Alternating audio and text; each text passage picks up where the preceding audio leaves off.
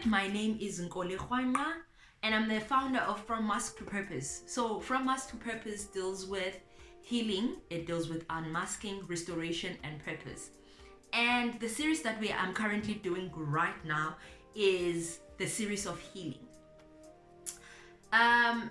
Healing is important to me because I saw what it did for my life.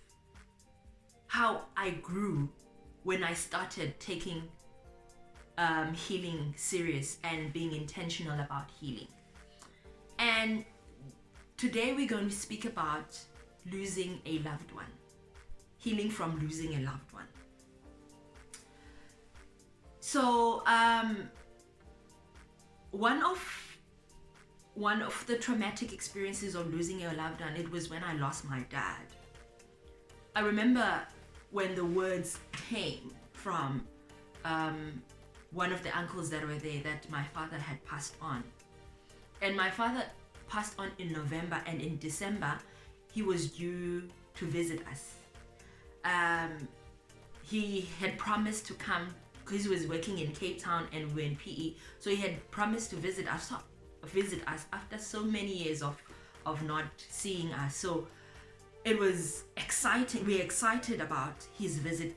Me and my siblings were excited, and we were looking forward to seeing him after so many years. And in November we had the news of his passing, and it was painful. My heart felt like it was ripped from my chest. Like I had so much pain that I didn't know what to do. And I was young back then. I didn't know how to process pain. I didn't know how to process it all. And I thought I needed to cry and finish crying and then just move on. That's how I think. And I think I did exactly that. I cried and then I just moved on. I didn't know about healing, that I needed to heal from that type of pain. And I lived with the pain. I lived with it for a very long time. And another pain of losing a loved one was my grandmother. When I lost my grandmother, again, the news came, and I was here in Cape Town at that time. I was working, yeah. My grandmother was in her 90s. I think she was 90 at the time of her passing. But because there was bond between me and her, there was that strong bond. I loved that woman. And the news of her passing came, and my heart was torn in pieces. And at that time I knew Christ. I knew who God was. And God had walked a journey. I had walked a journey with God. And it came, and my heart again was torn in pieces. And then again I lived with the pain. And in 2018, I lost loved ones. 3 loved ones in a space of 6 weeks. January, it was uXokisa. February, it was uAndiswa. February again, it was uThandazwa. I remember that pain again that kept coming as I'm starting to come to terms with one's passing, with uXokisa's passing, Andiswa. And the sharp pain of losing uAndiswa, a friend, because we were sisters and friends. That pain of losing her, that pain of being separated from her, And then Uthandazwa, my aunt again, who also was a friend. That pain again of losing her. That pain that you can't explain. But when people ask you, because I remember a colleague of mine, she was not asking. She was like, it's gonna be okay. But I said to her, because the news came, I was at work at that time, and I said, it's so painful. This pain that I'm feeling right now is like, it's so painful. I can't breathe. I can't do anything. It's like my heart has been ripped outside my body. Like, I can't. It can't be. Those were the words I kept repeating. And after we've buried them, I remember trying to move on, but something was not right with me. I could recognize that something was not right with me, but I couldn't put my finger to it or to what was going on. But I knew the pain. I knew how to live with the pain because of my father's passing and my grandmother's passing. But I knew how to live with such pain. I knew that it's gonna be okay, but I didn't know how to heal from it. So I couldn't recognize all the emotions that were coming after the funeral, and I went back to work. I remember an incident I had at work with my manager. After everything, I had an incident with my manager. I spoke to her in a way that I had never spoken to her before. I was in shock. I was in shock that I spoke to her in that way. And then I needed time to myself. And it was the perfect timing because it was the weekend of the Good Friday of the Easter. Sorry, it was the Easter weekend. And then I decided I'm gonna take time to myself. I just needed to understand what was going on. And then I was like, I'm not attending any church service. I'm not attending anything. I just need time to myself. And as I was sitting at home with no TV was playing, no music, but I just needed to understand what was going on with me. And at that time, I realized that I had not grieved for my loved ones. And I realized that I was carrying this pain that was inside of me. And I realized that something was going on within my heart. So I needed to cry.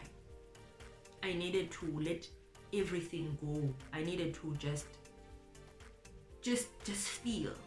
I needed to feel. And that weekend, I felt my emotion. I cried. I prayed. I cried some more, and I couldn't write. I just needed to process the pain. I remember the Sunday, because I cried Friday, Saturday, and then Sunday. I remember late in the evening on Sunday, I was able to start writing and to start understanding all this thing all the emotions that were happening. So it took me time to now write about everything, because I never stopped on that Sunday, because I think I started that Sunday writing, and then after that I parked it and I dealt again with my emotions, and then I started writing again and again and again and again. And then that's where I started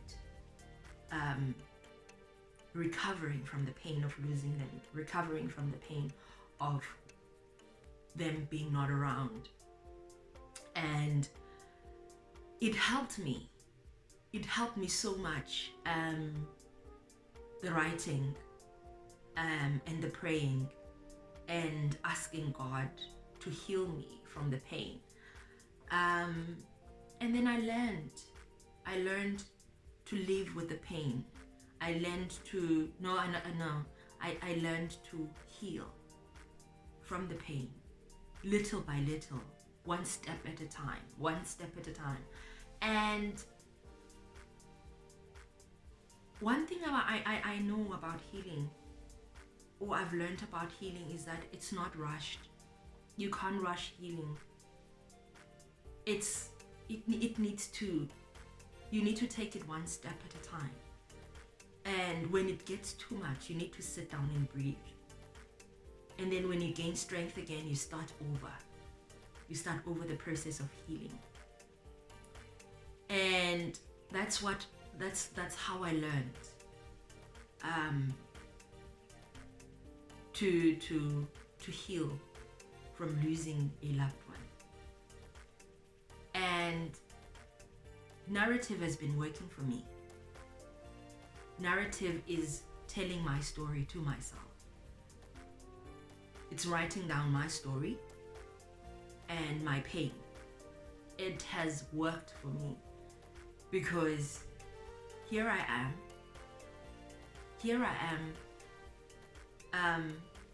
in the space of purpose where I'm now helping others to heal as well.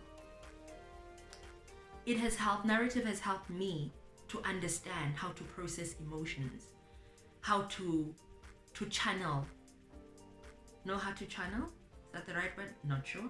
But how to process my pain and how to heal from trauma. Last week I heard the news of another loved one. And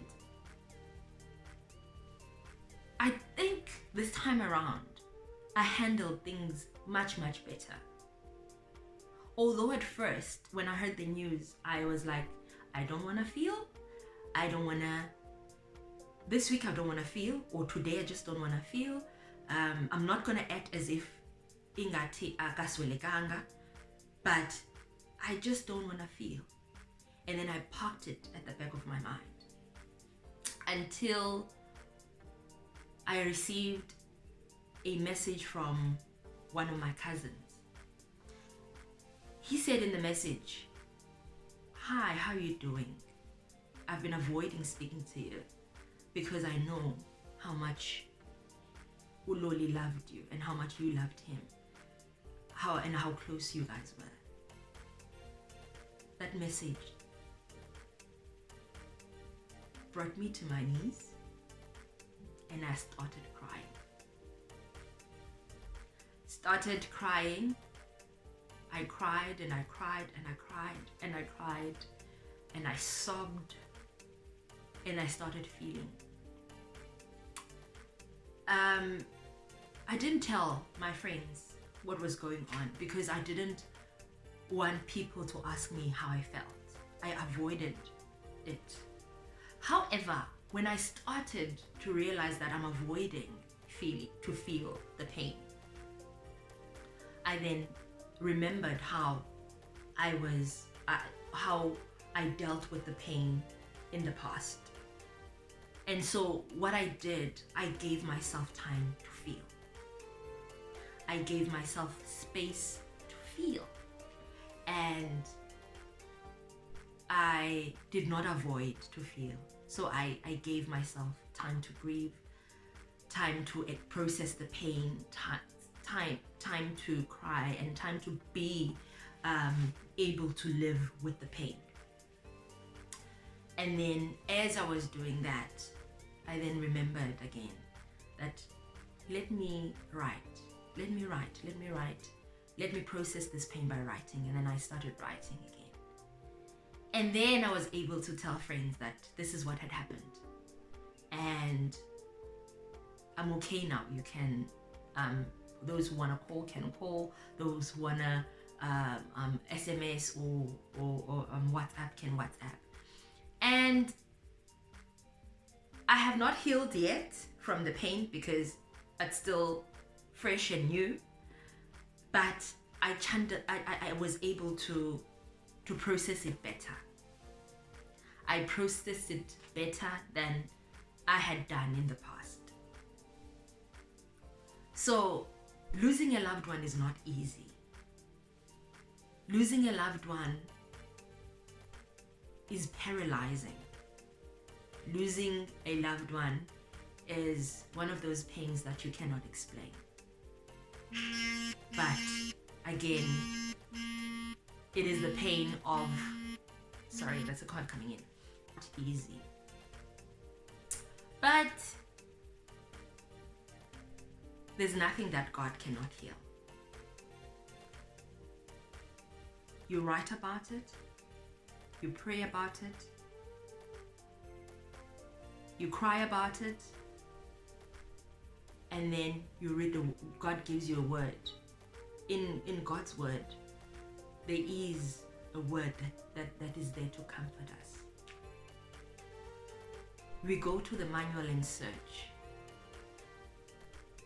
Although sometimes it's not easy, because you've got so many questions as to why God, why me, why her, why him. But at that time, God sends people to attend to you, angels to attend to you. And then even if you cry with no words, the Spirit of God cries, knows what to say. It cries on your behalf. It says things on your behalf. So in our healing journey, as we heal from losing a loved one, let's tell the story ourselves, to ourselves. Let's narrate the story. Let's pray. Let's let people that God has abazisileyo kuthi, let's let them attend to us. It's not easy. It's not easy. It's not easy. But we will heal from losing loved ones. Although when the pain comes, it's like it's fresh, it's new. But healing will come. Don't forget to subscribe and share. And I would like for you to share your story with us on the comment section and see how you've been living with the pain, or how you've healed from the pain of losing a loved one. Have a blessed week.